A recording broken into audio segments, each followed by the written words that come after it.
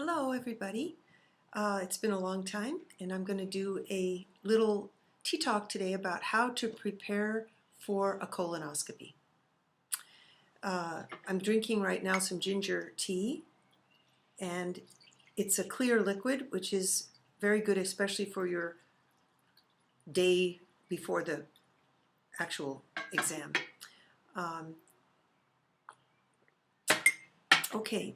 My first colonoscopy, this one I'm having now is not the first. My first one was in Korea, and basically it was easy. And I have just a really good memory of it, and I don't have any real thoughts about it so much that there was any big preparation. Jean and I did it together, and I remember it was really a pleasant experience for us from beginning to end. We took turns running in and out of the bathroom. We drank that stuff together, and we had some laughs. And then the actual exam, which we had up at Chum Shim Hospital, it just seemed so easy. I don't remember any big dietary restrictions. Just I remember we weren't supposed to eat any seeds because seeds don't digest oftentimes, and they can get stuck in the little crevices in your colon, and they could be construed or seen by the doctor as an abnormality. So they don't want you to eat anything like that. So also the sedation was what they called twilight zone, and you are conscious, but basically you're not aware. And we both woke up saying, "Are you ready to get started yet?" It was really like that. It was over before we had time to even realize it had started. Now I'm in Belgium, and I'm reading my script a bit so I don't forget anything. It's a really different experience. A long list of do's and don'ts I got from my doctor. Must not eat this, must not eat that. And all of it, all the foods that I'm allowed to eat are all things that I never eat, and I consider them not even food items almost. Like, for example, white bread, white rice, white milk, white yogurt, everything white, and with no fiber at all. So I don't remember any of this before while I was in Korea, so it's been a little bit stressful, getting a little bit nervous, having to think about doing a diet that I don't even like. So, and also they're going to bring in an anesthesiologist into the room to put me to sleep totally, and that's something I'm not used to either. And I thought, ooh, this looks like big. This looks like major. So I've been getting nervous. So Jean suggested, why don't you do a Google search and find out what other people in the world do, and that way you'll be kind of able to make your own choice, and you don't have to just follow blindly.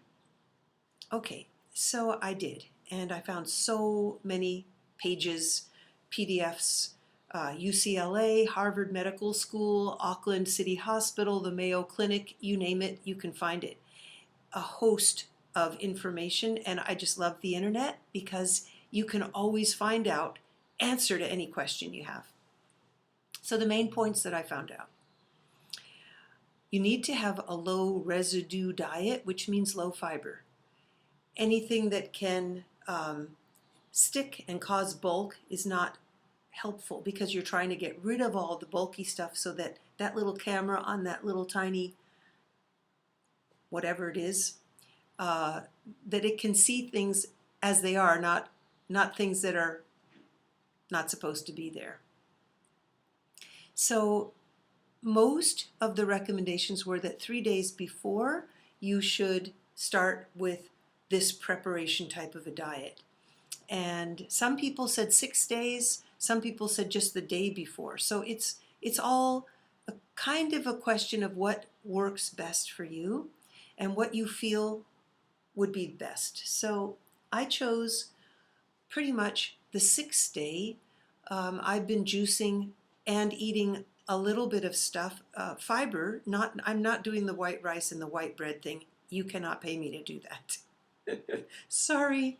And but I've been making myself a lot of teas and a lot of carrot and apple juice. Like, for example, here I have my drink ready. It's carrot floating on the top, apple here, and some residue at the bottom, but most of the fiber is taken out when you do juicing.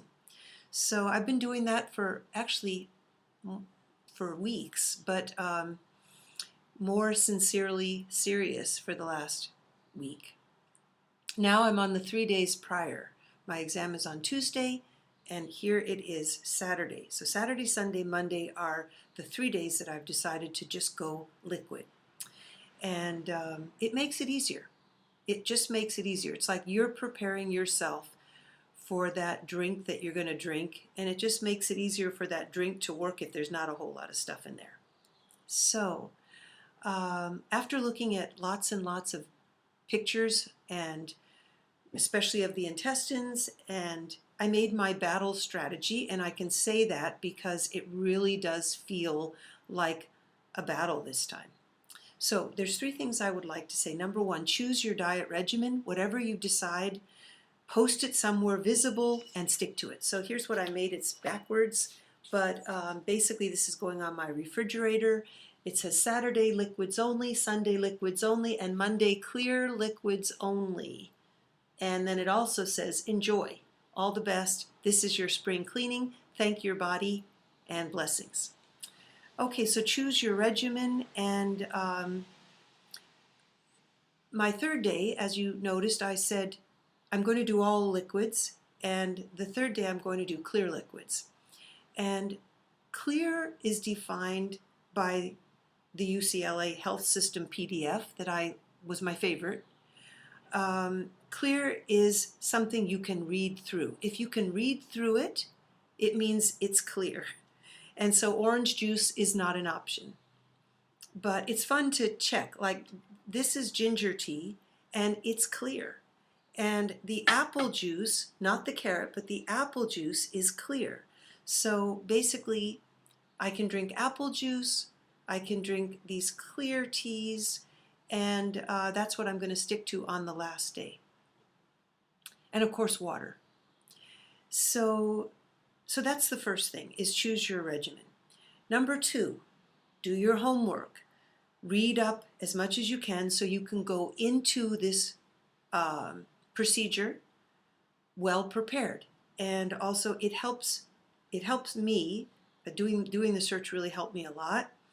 It made me feel more like an active participant and not just a blind follower that someone's going to do something to my body. But I'm actively preparing myself and participating.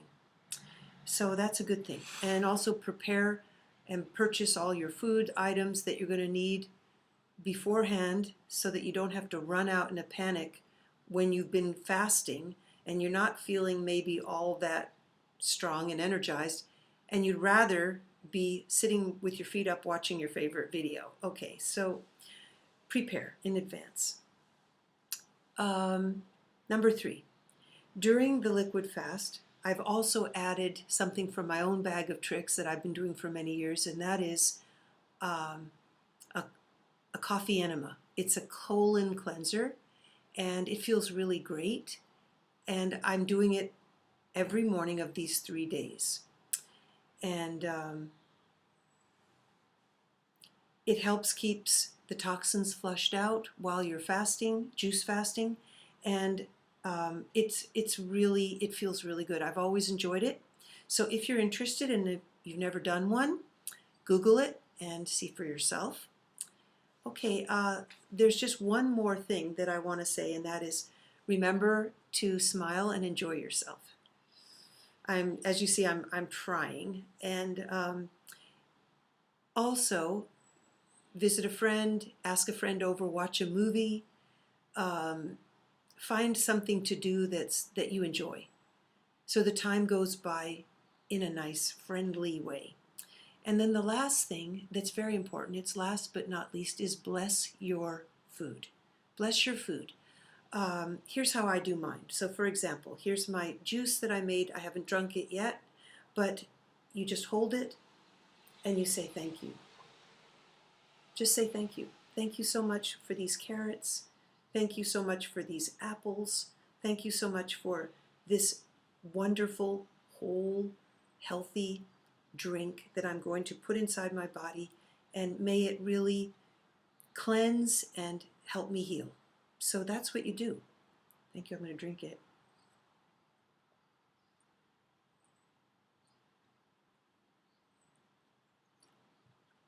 Delicious. I just want to tell you where I learned about this blessing your food thing. I was at a recent conference in Venice, which sounds really exotic. And one of the mini workshops was about Asian health and energy food. And so, or food energy. And the speaker, he gave a very interesting demonstration. He called me up because I was sitting in the front row. He called me up to do an energy test on a cup of Coca-Cola. And I don't drink Coca-Cola.